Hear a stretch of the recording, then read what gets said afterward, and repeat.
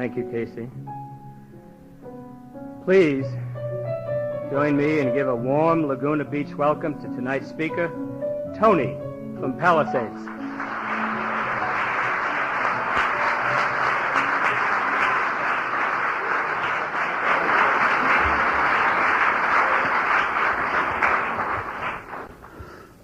Hello, my name is Tony. I'm an alcoholic. This is a fun place. Alonzo said that the world's a safer place that we're all in here. Just think what would happen if we all took a drink tonight. We'd take Laguna apart.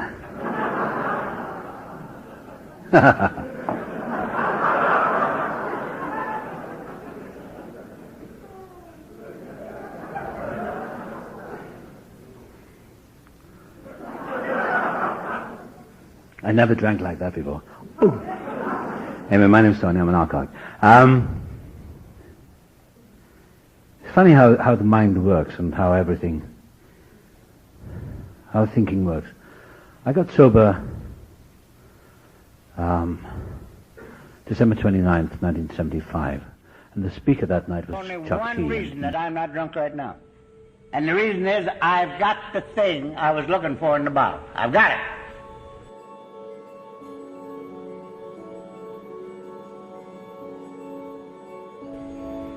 And what's the thing? It's the ability to live comfortably, peacefully, and joyously with me. And having that ability, I don't have the slightest difficulty living with you.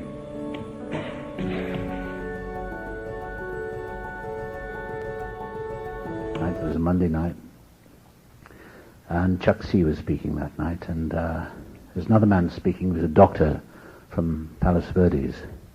And he looked like an alcoholic to me, and he sounded like an alcoholic. He said, "My name is Don, an alcoholic," and he sounded like, looked like something from the Lost Weekend. And I think he was a surgeon, he was a doctor, and I think he said his moment of truth was when he came to in the middle of an operation.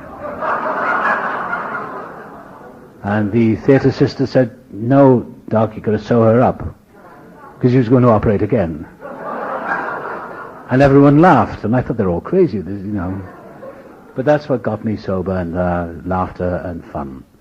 And I was swept away by this whole thing, because I wasn't a joiner. And the ironic thing is, whatever the higher power is, or God, whatever you want to call it, he, she, or it, ground of all being, collective consciousness, whatever it is, God, has a very strange sense of humor, because I never joined anything. I drank because I didn't like people. I drank because I didn't like crowds. I wasn't exactly a lone drinker, but I was a lonely person. I was a lonely man, and I kidded myself that I was a loner. My heroes were Humphrey Bogart and John Barrymore and all those people, and the writers like F. Scott Fitzgerald all died of this chronic illness. Those are my heroes. And I thought they were very clever, and I thought I was clever. But the ironic thing was, being a loner and hating crowds, I never joined anything. I wouldn't join a club. And how should I get sober? But it was to be swept away by the crowd, or by the mass enthusiasm of that first night when somebody got up and said, "My name is Chuck, I'm an alcoholic," and everyone said, "Hi, Chuck." And I was engulfed in this wave of life, because that's what it was. I'd been avoiding it. All my life, ever since I was a little kid, I felt like I was on an offshore island with a pair of high-powered binoculars looking at the mainland. You know, that was my life. I never joined in anything. I was born in South Wales. There's a good reason to be a drunk. All the Welsh are drunks, you know. The Welsh were the Irish who couldn't swim. You must know.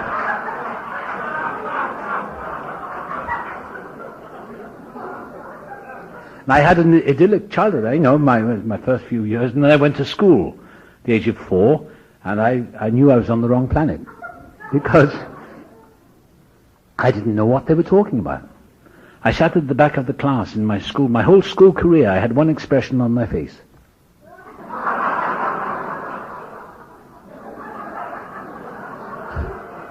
That's how I viewed the world.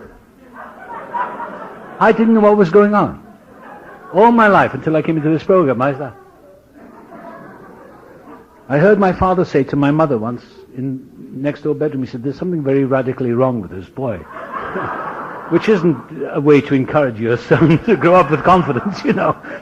So I felt radically wrong. There's something wrong with me. I just probably was, as they say, maybe dyslexic or ADD or whatever these newfangled words are. I was just stupid. I was a dummy. Because I didn't know what they were talking about. I had no idea. My first encounter with God was from Miss Thomas, who was our school teacher, and she made us say the Lord's Prayer, Our Father who art in heaven, hallowed be thy name. I didn't know what she was talking about. And when she said Our Father, I thought she'd been in heaven. I thought she died, and I didn't know what to make of this. And the Lord is my shepherd and all that stuff. And I remember going home, my father said, there's a load of rubbish. Don't believe in all that nonsense. And so he closed the door on my faith, because my father was a self-educated man, and he's a great character. He was a wonderful man. But he was an atheist, or so he professed to be. He was an agnostic or an atheist. He was what he called himself a free thinker. He was a Marxist, and he believed in the revolution and all that. But he was angry all his life, and he's a wonderful guy. And I know it's not traditional to say this about another person, but I think my father was an alcoholic as well. I think he was. Although his drinking patterns were different to mine. He would, no, they weren't that different actually. He was a periodic drinker. When he drank, he would go through that personality change and he'd become very nasty, strange. And so I guess he was. And he died 19 years ago. And he died in pain and from heart disease. And he was a frightened man. But what happened to me, I grew up. I went through my life not believing in anything. And because I was so slow at school, a friend of mine is here tonight and she says, don't call yourself dumb. Well, I just say that to get a laugh, but I think I was different and I couldn't grasp anything, and I was educated into believing that I was pretty stupid. And maybe that's to do with the school or whatever, the society I lived in. And it was after just during the war years, and but I grew up very angry and very lonely because I couldn't fit anything together, and I felt like a failure. And all I had going for me was a kind of artistic streak. I loved music, and I could play the piano, and I could compose, and I could write a little, and I could draw, you know. So I had an artistic streak, which, if you're in the football playing society, it doesn't go down well, you know. So I never played with the other kids. I was always on my own. And I remember identifying with this when I heard in my first few weeks in meetings in AA. I remember all my childhood standing on the corner of the street while all the other kids were down the other end of the street all playing games. And I used to stand there like this all afternoon looking at my thumbnails. And I used to do things like that, looking through my fingers like that. My father would say, where is he? My mother would say, he's up the end of the street there. He's a very strange boy, isn't he? What the hell is he thinking about? I didn't know I don't think I was thinking about anything, really. I just didn't want to be with anyone.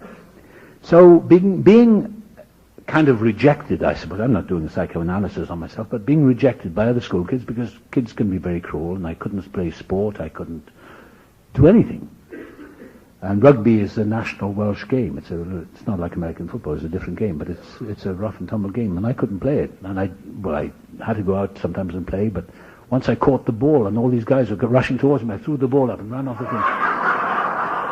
Now, in a masculine society, that doesn't bode well, I tell you that. They called me a few things. And I used to play these dirges on piano and read poetry, which again doesn't go down well.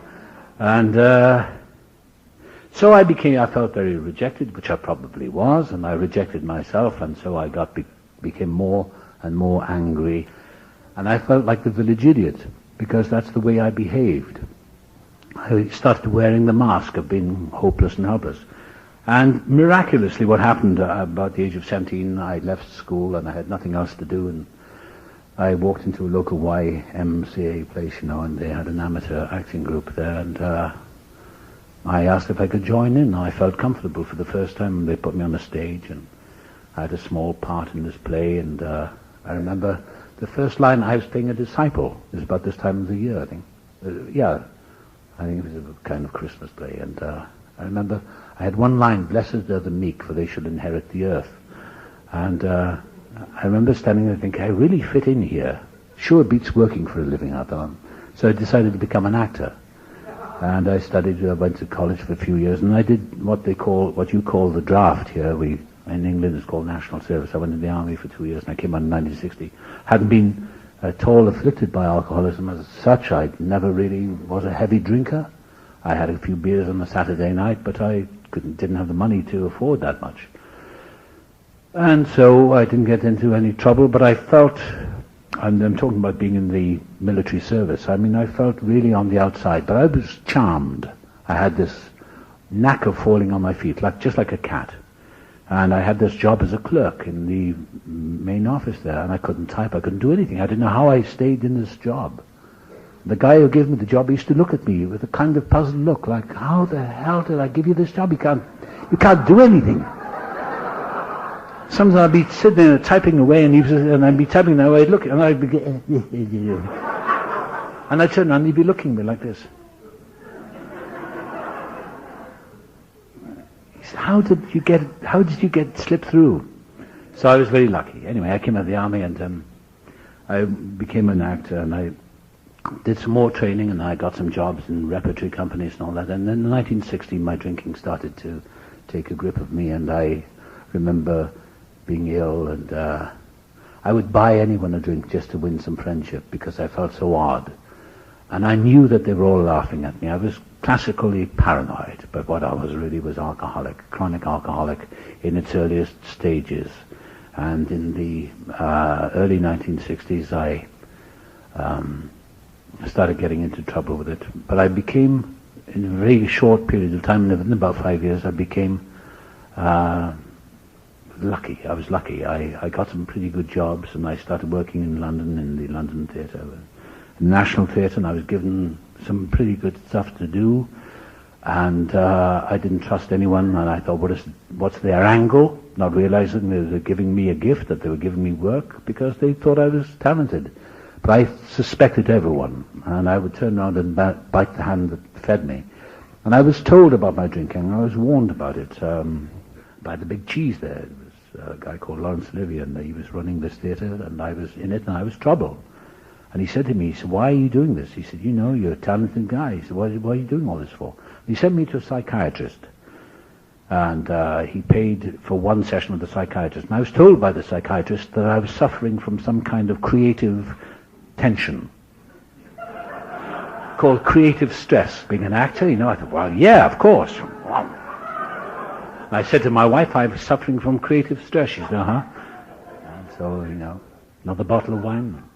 I remember I went through, I was married. My first marriage was a disaster, mostly my fault, and out of that marriage was produced a little girl, and I left my wife after 2 years. I couldn't take any more of it. We were both crazy. And then I met my second wife, and we used to go out, and my second wife was a typically non-alcoholic, and a very nice, decent woman, very reasonable, and I say this with all respect, not making any judgment at all. But she is different, and the non-alcoholics in this room are different to us. We'd go out, and I said, would you like a glass of wine? She said, yes, I'd like a wine. She'd have a glass of red wine, and so I'd order 2 bottles. She'd say, but you want 2 bottles? I said, well, yeah, 2 of us. She said, but, I don't want a bottle. I said, why not? She said, well, I don't need it. Well, I'll drink it then. And she used to do those weird things. And I say this all due respect, because I love non-alcoholics as well. I like non-alcoholic people. They are fascinating. They're as weird to me as I am to them. I've been in the restaurant with them, and with my non-alcoholic friends, and I said, do you want a bottle of wine? Or, I like buying, making people have a good time. If they want to drink, fine. And I watch the way when the waiter comes up and they pour a little drop and they do this.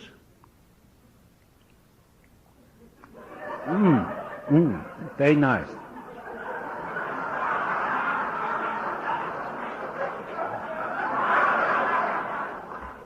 And they smoke cigarettes. They don't even inhale it. So, And I watched my wife, 6 o'clock every night she has a little glass of wine, and it's on the table for about an hour. I can't take my eyes off it. And sometimes she says, didn't I have a drink? I say, yes, on the kitchen table. I know exactly where it is. Why would anyone leave it on the table? Mine was chained to my wrist. I remember after I got sober, in fact, I came back, I was in New York, and I was flying back. I've been working on something in New York, and I was flying back to Los Angeles, this way, way back, 1976, 77, something like that. I was sitting in the plane there, and maybe it was a Thanksgiving, I don't know, maybe it was a special day. But this, what do you call them, the flight attendant, she looked like one of us, she probably was. She was passing this champagne out, filling people's glasses with champagne. I had an orange juice or something, and I was reading a book, and I was newly sober, maybe I'd been sober about a year, and she came up and she said, would you like to drink a champagne? I said, no thanks, not for me, no. I'll have an orange juice. She said, come on, just a little champagne. I said, no thanks. She said, why not? I said, well, I have to report for work next month. And I don't know how that came out of my mouth. And she said, huh? I said, I have to go to work next month. She said, I don't understand. I said, no, do I. And I don't understand to this day. Why? I love drinking. For the alcoholic who is out there, the new one, it's tonight, I love booze, and I'm glad I drank. Because I'm not going to be puritanical and say, I hate booze. I loved booze. I loved alcohol. And it did great things for me in the early years. It got me into scrapes. It got me in a lot of trouble. But it also got me through things. It gave me a lot of confidence, and I did some things which weren't all bad. Some of them were good. And it gave me a kind of confidence, but it also gave me a lot of fuel for my rage and anger. And I became more and more angry as the years went by. And, of course, I drank to quell the anger and to deaden the anger and deaden the feelings, but of course it made me more and more angry. I mean, I could empty an entire room. I'd go to a party, I could insult everyone. And I've done it. I did it. People would walk out, good night, I'd say to my wife, what happened? She said, don't you remember? I said, no. You insulted everyone in the room. I said, did I? She said, you can't remember? I said, no. And then about the mid-1970s, I was, one morning, I was very hungover, and I heard on the radio about this weird thing called Alcoholics Anonymous, and I heard about alcoholism, and I heard a woman being interviewed. She said, yeah, I drank for many years, and she said, I joined Alcoholics Anonymous. This was on British BBC radio. And she said, and I got sober, and I haven't had a drink since. She said, it's an illness. I thought, isn't that sad? That's so sad. What is it like to be an alcoholic? And I was doing a television play, I remember, and I was playing an alcoholic in this television play, and I had lines like saying, I'm a dipsomaniac, I'm an alcoholic, and I loved these lines I was speaking. I'm an alcoholic. It sounded so rich. I didn't realize that I was one. And in this play, I remember it's called The Arcata Promise, and in this play, I say to this woman I'm with, I said, I can leave the drink, it's when the first one starts. Then I've got to drink more. And I said to the actress I was working with, I said, this is me. I said, it must be terrible to be an alcoholic. But what I was doing was 12-stepping myself in a way. I was being gotten ready for this program. And then I came to America in 1974. And to New York. And I was doing a production in New York. And it was September. It was just after Watergate, I remember. And I remember arriving in New York and feeling I'd come home. And I always wanted to come to America. And I dreamed of coming to America. And I dreamed of sitting in the American bars. And, because I'd seen all the movies. And I was raised on American movies. I'd watched them all, drinking Humphrey Bogart and all that smoke. And, I loved it all. It was fantastic. And I couldn't wait to get there. And I came to New York. And I remember the first morning when I woke up, I was pretty drunk. Pretty hungover, and I looked down Fifth Avenue, and there was the Empire State. I thought, I'm home. And I knew I'd come home. I knew as clearly as anything that I'd come home, and I never had to go back to England, and I didn't want to go back. There's nothing wrong with the country, but I just didn't want to go back. I didn't fit in anymore. And I was already becoming quite a successful actor, and the ironic and weird thing was happening. I was drinking more because I was more and more unhappy. If there's a parable in this, success and all that stuff doesn't make you happy, and I learned that the hard way. I wasn't happy, I was deeply unhappy, but I couldn't figure out why, because I wanted to be successful in my job, but I was deeply ashamed of myself and deeply guilty and terrified. And I discovered the magic of the American bars. You never seem to close down here, you know. They're open all night. They were in New York anyway. I used to go to a place called Charlie's and Jimmy Ray's. God, they were terrible places, but they were wonderful at the time. And I used to go over there and I'd drink and drink until I fell out of the bar stool. But I used to have a head full of wonderful knowledge because I was self-educated, because I wasn't too bright at school, but I read books. I used to know things that nobody else knew. I knew distances and light years of our nearest galaxies, and I knew all that stuff. But I get lost in the bathroom. So all the knowledge I had didn't get me anywhere. I used to quote Nietzsche, and I'd never read Nietzsche. I used to quote Schopenhauer. I used to make up things that Schopenhauer was supposed to have said. I'd never even read him. One book I did profess to read was Carlos Castaneda's Teachings of Don Juan, but I never really even read him. In fact, that's what got me sober, because I was on my way to New Mexico to find that peyote, but I never got there. And I was working in this play, and there was a woman called Mary. She's dead now. Her name is Mary Doyle. I'm not breaking her name. She used to call herself Mary Doyle.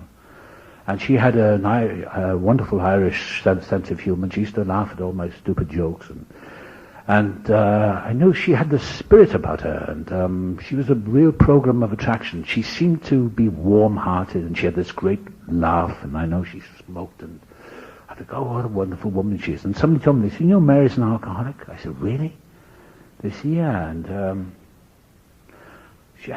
she's never drunk. They said, no, she's an Alcoholics Anonymous. I said, oh, that's really sad.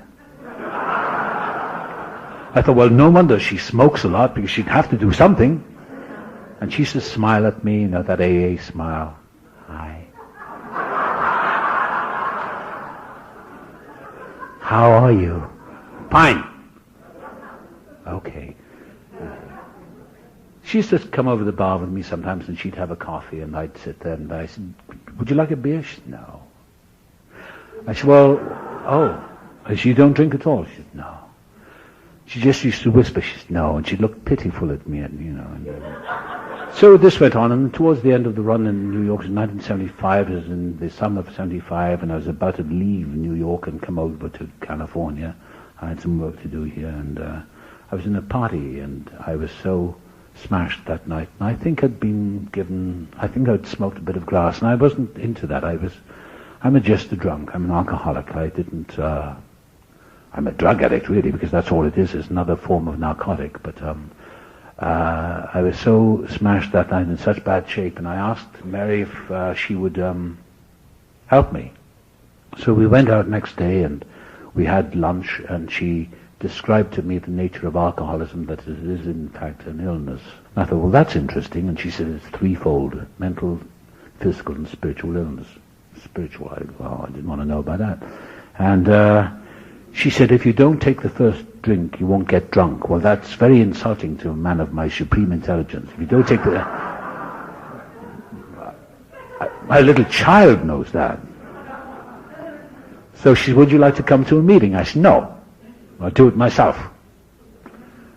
Typically, having asked if she would help me, I turned her down when she offered to help. And she said, fine. That's okay. Maybe you're not an alcoholic. She knew damn well I was, because she used to talk about me to her husband every night, about how I'd, fallen down on stage and all that. Not exactly fallen down. But I did, for 6 weeks, stay dry, and in that period I think something happened to me. Now, whatever this design is, this divine intervention, whatever it is, that God has plans or whatever, I was very comfortable in those 6 weeks. I was very comfortable. I felt fine. Had no craving. I thought, that's it. Like Bill W. in the book says, the goose hang high, and self-knowledge, that's all I needed, and I was in great shape. I was drinking gallons of Tab, or Diet Coke, as Tab is called in those days. Smoking cigarettes, but I thought, well, fine, I haven't had a drink. Got it. Can't be an alcoholic. 6 weeks, that's as much as I could ever manage. 6 weeks dry. But this time I wasn't white knuckle. I felt fantastic. I had energy. Energy and power and all that. And I was working well on stage, and everything seemed fine. People remarked on the difference. They said, "God, you look so well." I was, wow, fantastic. Energy. I was like a stormtrooper. I would walk down the street, ba-bam, ba-bam, on stage. The ego and the arrogance, I had it made. And I used to look at Mary with such pity. I thought, this poor woman. She just nodded me.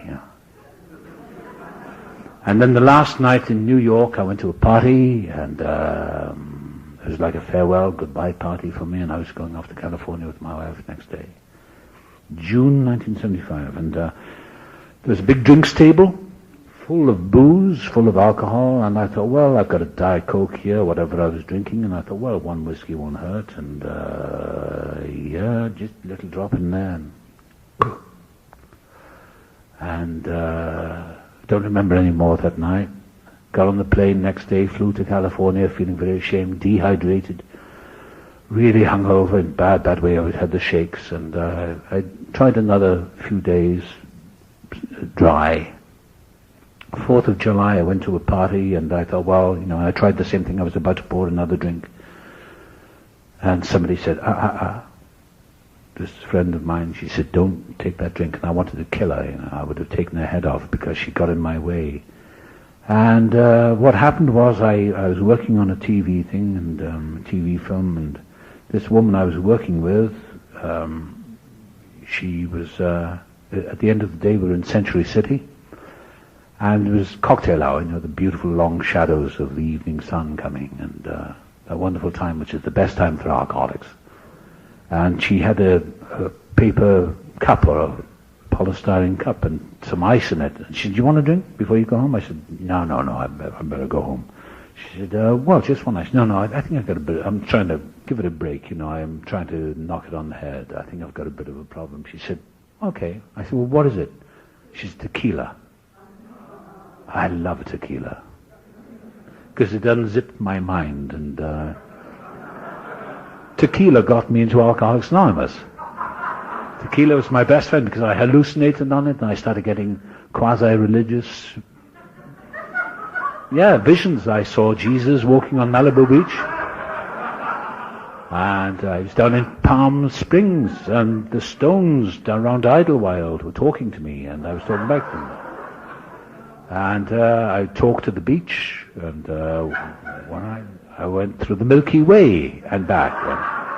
I looked at the stars one night. I was up in Malibu, up in Trancas, and I looked at the stars. And I went right through the Milky Way and back. It was only that close, the Milky Way, and all the stars came up. And I told this person I was with, I said, the stars are really very, very near. She said, "Oh, really?" Okay.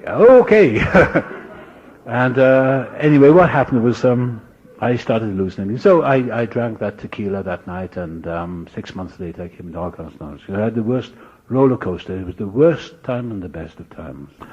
I was a menace to work with. I was trouble to work with. People who didn't trust me, and I'd turn up in the morning and for work, and people would look at me, "Hi, Tony, how are you doing? Okay?" And they'd give me that look, And I heard somebody say to the cameraman once day, he said, "We better get him before lunch because he's just fooling around."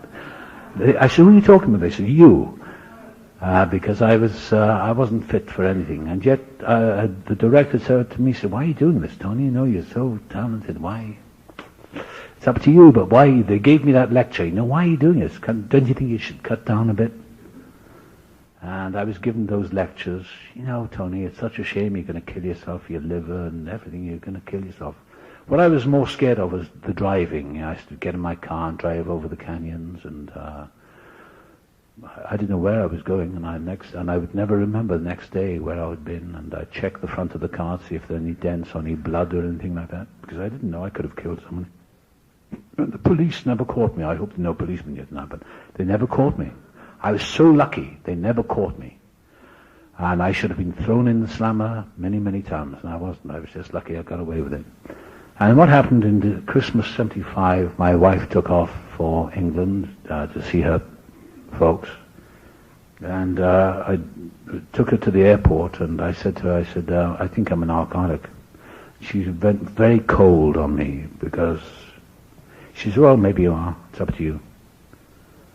And that hurt. And I dropped her at the airport, and I got out of the car to let her out of the car. I said, well, have a good time in Christmas. Yeah, and you. And she walked away.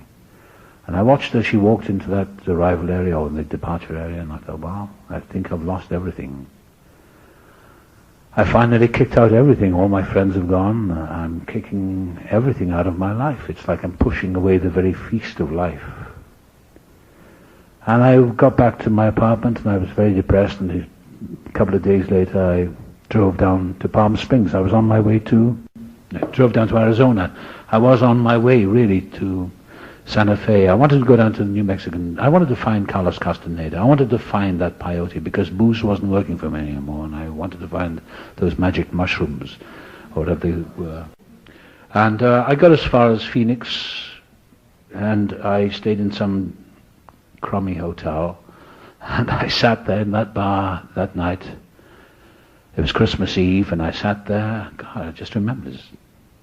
Yeah, 25 years. I sat in that bar, and they had an old-fashioned jukebox. And I kept putting the quarter in the jukebox, whatever it was, and I kept playing Neil Sedaka's Solitaire. And there was boats and trains there, Burt Bacharach song over and over again. And I remember these two big guys sitting on the bar stool. So he's going to put the same... Hey, he said, mister, can you change the tune? I said, don't you like it? Yeah, but not 15 times. Come on. I went up to my room, and I felt the despair and loneliness, and I decided I was going to become a country western singer. I don't know why you think that's funny. I'm not.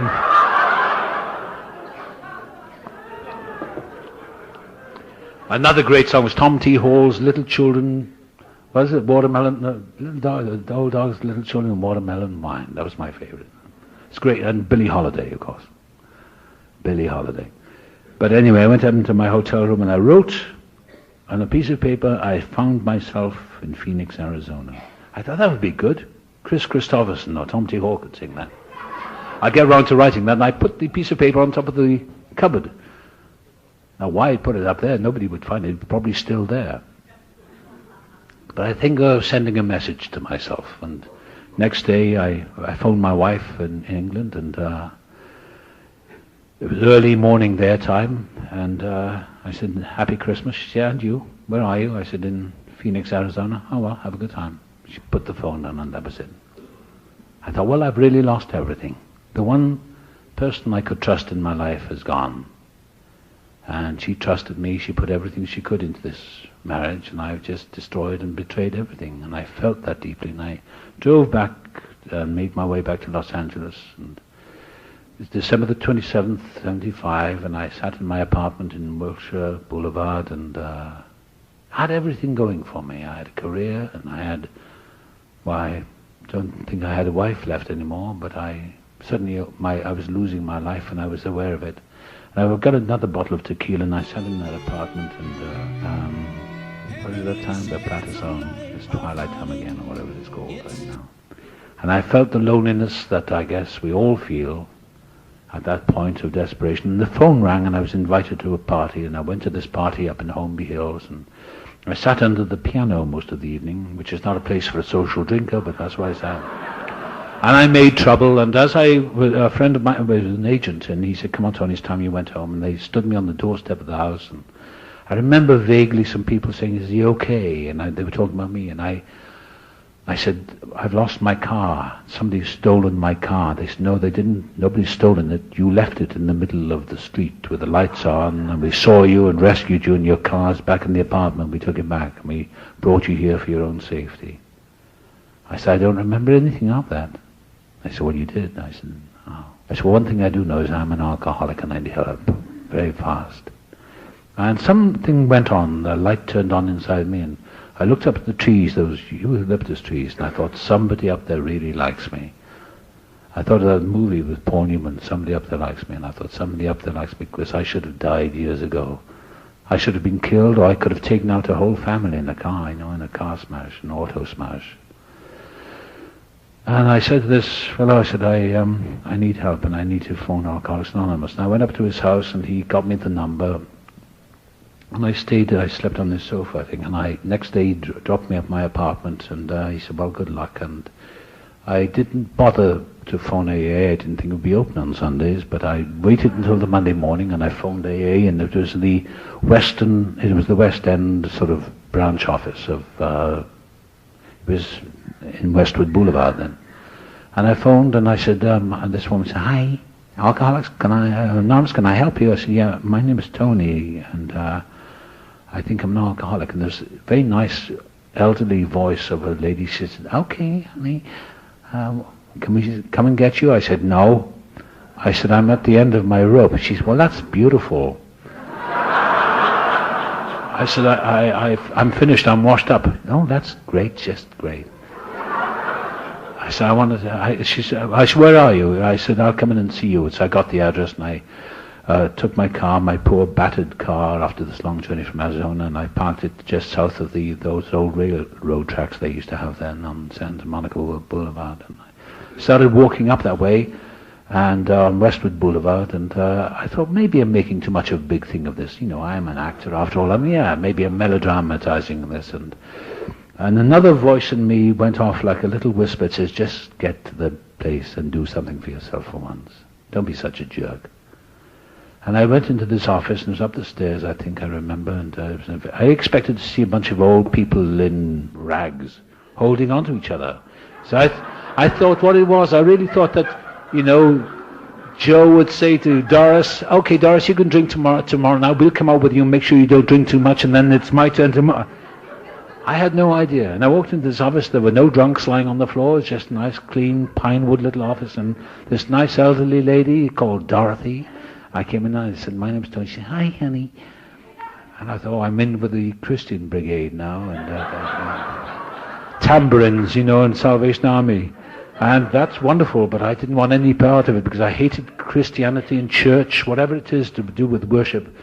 And I sat down, she gave me coffee, she said, and she described the nature of alcoholism. She came up with that same stupid phrase, if you don't take the first drink, you won't get drunk.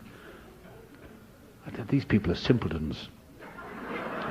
And she said, give me your phone number, and, you know, and I'll get somebody over to see you, and they'll phone you and take you to a meeting. I said, meeting?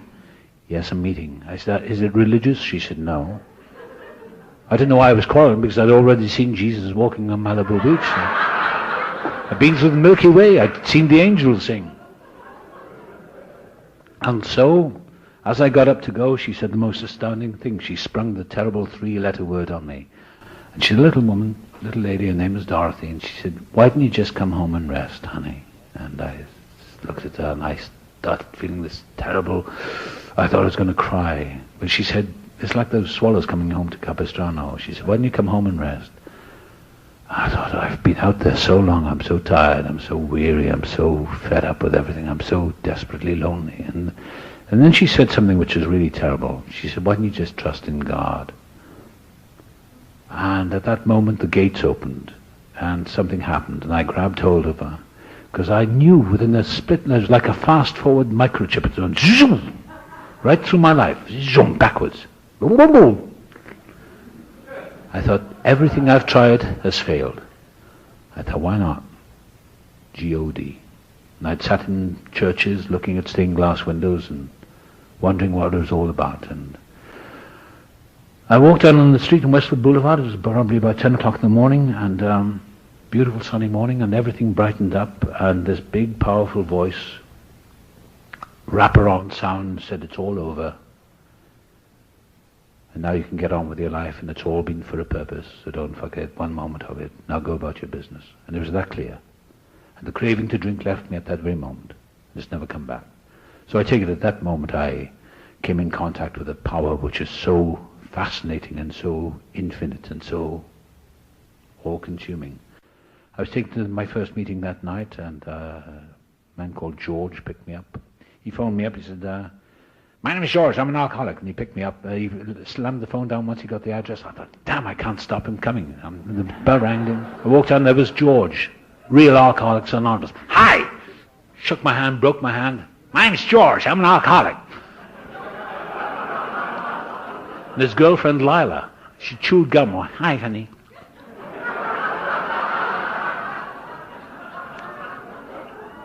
They're all here tonight. We're all here.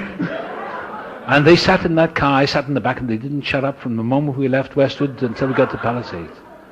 I thought I'm really in with the cuckoo birds. And I was taken to my meeting, and I sat in the chair between these two people, Bob and George, and up got Don. Here, Miles Don, alcoholic. He had a voice like a truck, and he looked like he'd been dragged by a truck on his face.